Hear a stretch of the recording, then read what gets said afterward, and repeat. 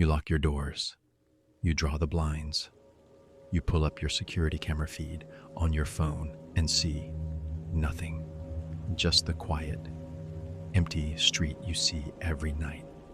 The familiar shape of your own front porch. But here's the thing about danger. It isn't always what you see coming. Sometimes it's already there. Security cameras are supposed to be our digital guardians, watching over us while we sleep.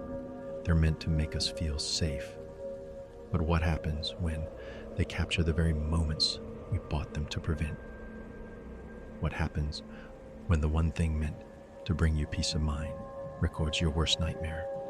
Tonight, we're looking at 5 true stories pulled from real security camera footage.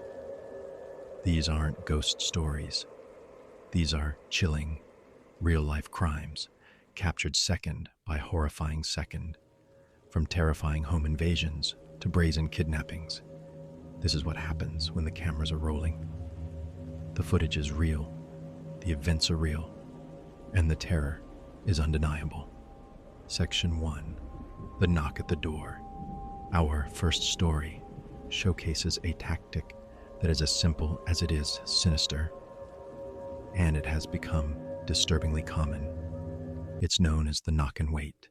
A potential intruder walks up to a house and gives a casual knock, then waits. If someone answers, they can play it off wrong address, looking for a lost dog. Anything to diffuse suspicion. If no one answers, they assume the home is an easy target. It happens on quiet streets, in nice neighborhoods, to people who believe they're safe. But in this case, the camera was watching. The footage opens on a grainy black and white view of a front porch. Late at night, a figure walks casually up the driveway. He's wearing a hoodie and jeans, blending right into the shadows. He doesn't look rushed or nervous.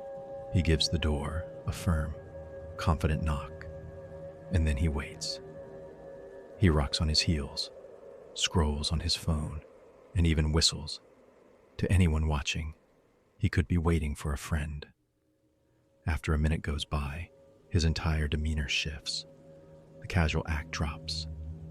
He pulls on a pair of gloves from his pocket, and his movements become sharp, deliberate. He tries the doorknob, twisting it hard. When that doesn't work, he walks to the front window and peers inside, his face so close, his breath fogs the glass. He returns to the door, this time pulling a small pry bar from his waistband. He starts working on the gap between the door and the frame, applying steady pressure. On the camera's microphone, you can hear the faint, sickening sound of splintering wood. Inside, the homeowners had been woken up not by the knock, but by the persistent, scraping sound of their door being forced. The husband, thinking it was just the wind, checked the live feed from their camera. His heart stopped. He was watching a man actively breaking into his home as the intruder keeps working the lock. The husband dials 911, whispering to the dispatcher while his wife hides in a closet. The footage shows the exact moment the door frame gives. The lock splinters and the door swings open. The man pauses in the doorway, a dark silhouette.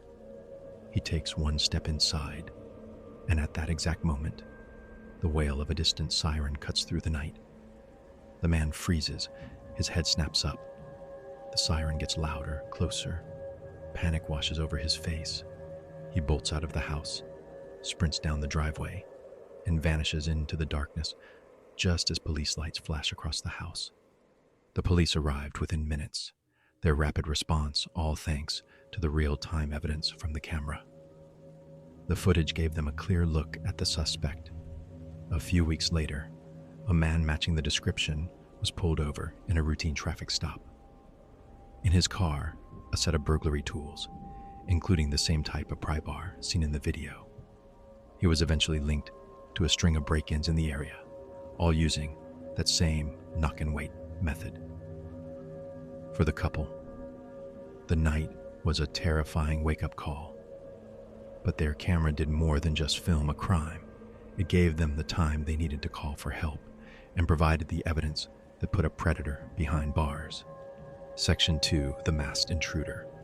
This next story isn't about a stealthy break-in. This was a brazen, armed confrontation, a moment of pure terror that played out in just a few seconds, all captured on a doorbell camera. It happened in the early evening, just as the sun was setting. A man was at home with his wife and young child when his phone chimed motion at the front door. He looked at the feed and saw a figure on his porch. The person was in a dark, hooded sweatshirt, but it was the face that was most chilling. It was covered by a full mask, the kind that warps a person's features into a grotesque parody. And in his hand, held low but clearly visible, was a handgun. The homeowner was in his living room, just feet from the door. His family was inside. There was no time to run or hide. He knew, in that split second, that he was the only thing standing between the man with the gun and his family. The footage shows the masked man raising his hand, but before he can knock, the homeowner, running on pure adrenaline, yanks the door open. The would-be intruder is visibly stunned. He clearly wasn't expecting a direct confrontation. For a heartbeat, the two men are frozen, separated only by a thin screen door. Then the intruder recovers.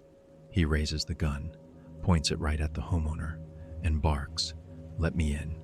But the homeowner refuses to back down. You can hear his voice in the video, impossibly steady. "No. Get off my porch." The masked man gets more aggressive, shoving the gun forward until the barrel presses against the screen. "Open the door," now he yells. This is the moment most people would give in. But the homeowner holds his ground, shoving his weight against the door to keep the intruder out. A frantic struggle begins, a blur of motion as the two men fight for control of the door. The aluminum screen door groans and bends under the strain. You can hear the homeowner yelling for his wife to call 911. Suddenly, the intruder seems to realize it's a losing battle. His surprise attack failed. He's making noise, and he's completely exposed. He gives one last, desperate shove, then turns and sprints away into the night. The whole thing was over in less than 30 seconds. Police arrived minutes later. The camera footage, though it hid the man's face, gave them everything else: his clothes, his build, and a crystal clear image of his weapon. Days later, a tip came in from someone who recognized the man's distinctive clothing and walk. It led police to a local suspect with a prior record for robbery. A search of his home turned up a mask, clothes, and a handgun that all matched the video. Faced with the footage, he confessed, admitting he'd been watching the house and thought it was empty. He was wrong. These stories are a harsh look at the dangers that can be waiting right outside. The footage is tough to watch, but it's a necessary glimpse into the reality these cameras capture every day. If you find these accounts as chilling as I do, and you believe in the power of staying aware, please hit the like button and subscribe. Your support helps us keep bringing these true stories to light. Now, let's get back to the darkness. Section 3, the live-streamed invasion. We usually think of security cameras as something we check after something happens. But what if you could watch a crime in your own home, in real time, from miles away? That's exactly what happened to one Long Island family who witnessed their own home invasion on a smartphone, leading to a tense police response that was also caught on camera. After a recent break-in, the family had upgraded their security to a system with live streaming cameras. They hoped they'd never need it. Weeks later, that hope ran out. The family was out for the evening when the father's phone buzzed with a motion alert. He opened the app and saw a man deliberately casing their backyard. The owner later described the bizarre feeling of watching it live, saying, "First, you're not even sure what you're seeing. And then you realize, like, oh my God, that's somebody standing on the air conditioner trying to pry open your window." The footage is eerily silent as the man confidently works on a back window. From miles away, the family watched, helpless, as the stranger tried to get into their house. The homeowner immediately called 911, explaining the unbelievable situation. He was live streaming a break-in at his own home. Right now, he gave the dispatcher a perfect, real-time description of the suspect and his location. The camera keeps rolling as the intruder, unaware he's being watched, forces the window open and climbs inside. For a few agonizing moments, he's out of view. But then, a living room camera picks him up as he walks through their house, casually looking for things to steal. Just as he enters the kitchen, the backyard camera captures something new: the flashing lights of police cars swarming the property. Officers surround the house, weapons drawn. Back inside, the burglar hears something: a police radio, a shout from outside. The video shows him freeze as he realizes he's been caught. He makes a desperate dash for the window he came through. But it's too late. Officers are waiting. He tumbles out of the window and sprints across the lawn, dropping his baseball cap and a screwdriver as he scrambles over a fence and disappears. He didn't get far. The police had the hat he dropped. DNA evidence from the cap was run through the national database and came back with a match: a 41-year-old man with a long criminal history. He was arrested and charged with attempted burglary. The family's decision to install live streaming cameras turned them from victims into the key witnesses who helped stop a crime in its tracks, creating a digital tripwire that led police right to the criminal's door. Section 4. The abduction on Coulter Street. Some of the most terrifying footage is that which captures the sudden, violent randomness of evil. Our fourth story is one of those cases, a chilling abduction caught by via multiple cameras, giving a second-by-second account of a young woman's fight for her life. This is the story of Karlesha Freeland Gaither. On the night of November 2, 2014, the 22-year-old nursing assistant was walking home in Philadelphia's Germantown neighborhood. She was just a few blocks from her front door, finishing up a normal Sunday. But on that same street, a predator was waiting. The first piece of surveillance footage shows a dark gray Ford Taurus pull over and a stop. A man gets out and walks back down the street, out of frame. Moments later, the main footage begins. It's a wide shot of West Coulter Street, where we see Karlesha walking alone. Then, the man appears, crossing the street to intercept her. The attack is violent and immediate. The video shows the man grabbing Karlesha, but she doesn't give in. She fights back with everything she has, kicking and flailing. During the struggle, her glasses and cell phone are knocked to the ground.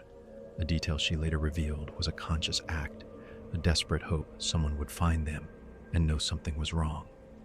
But the man is stronger. He drags her, kicking and screaming, toward his car. A witness heard her screams and ran to help, but the attacker was already forcing her inside.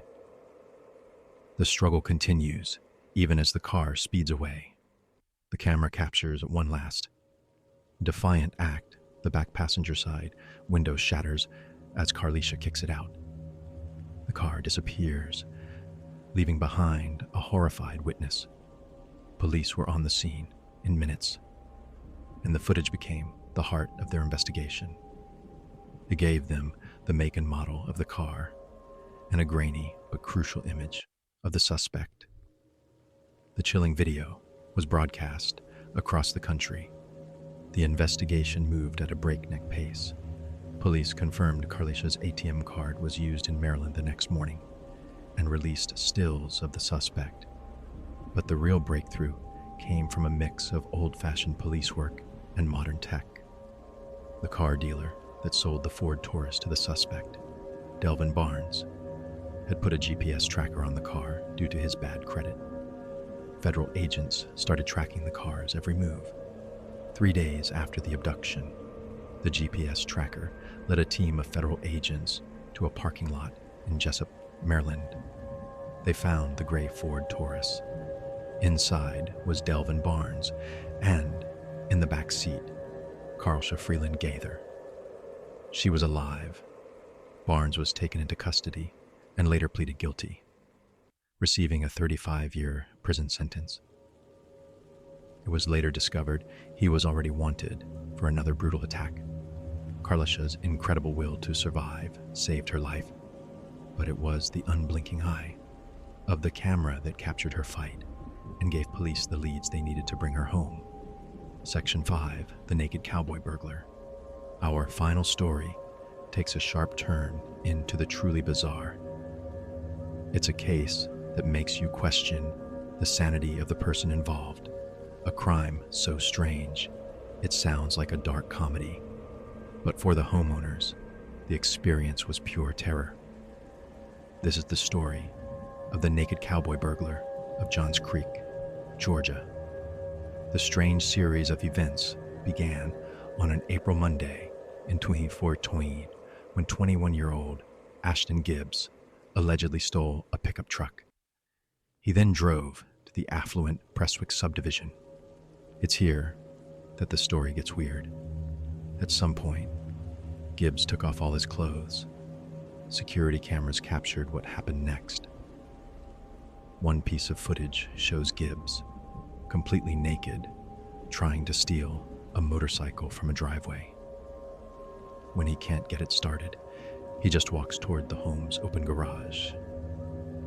Inside, City Councilwoman Corey Davenport and her 17-year-old daughter were in the kitchen when the daughter suddenly screamed. When Davenport ran to see what was wrong, she came face to face with Ashton Gibbs. Standing in her kitchen wearing nothing but a cowboy hat, Davenport later recalled her 911 call. They're like, "What was he wearing?" And I'm like, "Absolutely nothing." A cowboy hat. Discovered. Gibbs didn't attack. He just turned and streaked out of the house. But he wasn't done. He went to another nearby home, gaining entry by throwing a concrete lawn ornament through a window. Once inside, he didn't act like a typical burglar. Instead, he made himself at home. Police say Gibbs grabbed a beer from the fridge, made a meal, and sat down to watch a baseball game. When the homeowners returned, they found police swarming their yard. Officers found Gibbs up the street, now wearing clothes he had stolen from the house. He bizarrely claimed the homeowners were his parents and had given him the house. Dashcam video shows him joking with detectives and falsely claiming to be a Marshal. Police said there was no indication he was under the influence of drugs or alcohol. Gibbs was ultimately charged with multiple crimes, including burglary and impersonating an officer. The story of the Naked Cowboy Burglar is a chilling mix of terror and absurdity. On one hand, you have the very real fear of a stranger violating your home. On the other, the details are so strange, they defy explanation. The camera didn't just capture a crime, it captured a total breakdown of normal human behavior, leaving us with the most unsettling question in true horror, not just what people do, but why. From a quiet knock on the door to a naked man in a cowboy hat. These stories show us the moments when the normal world cracks and horror seeps through. They're a potent reminder that the locks on our doors aren't always enough to keep the darkness out. The security camera has become a silent witness, an unblinking chronicler of our deepest fears, recording the truth no matter how terrifying it is. The footage forces us to face a hard reality. Danger can look disarmingly normal, or sometimes where nothing at all. The events you've seen are over. The perpetrators were caught, and the victims survived, but the footage remains, a digital ghost lingering long after the sirens have faded. It's a warning, it's a lesson, and it's a question. Which of these stories is going to be keeping you up tonight? Let me know in the comments. Stay safe out there.